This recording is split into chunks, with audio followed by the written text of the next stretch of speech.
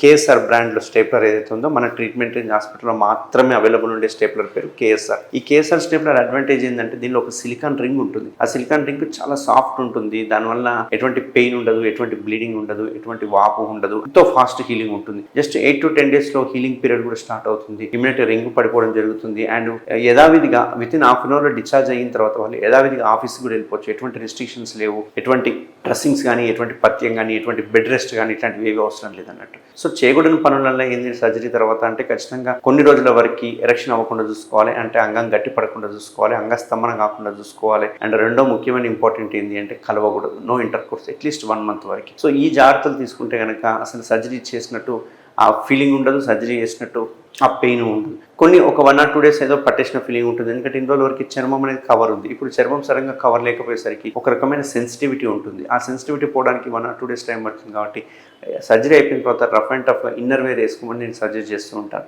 So inner wear వేసుకుంటే ఆటోమేటిక్గా మనకు అది హీల్ అయిపోతుంది. కొందరికి వాపు వచ్చే అవకాశాలు ఉంటాయి, అది ఎరెక్షన్ అయితే వాపు వచ్చే అవకాశాలు ఉంటాయి. సో ఎరెక్షన్ అవ్వకుండా చూసుకోవడం చాలా ఇంపార్టెంట్. అదొకటే మన ముందర ఉన్న ఇబ్బందికరమైన విషయం అన్నట్టు.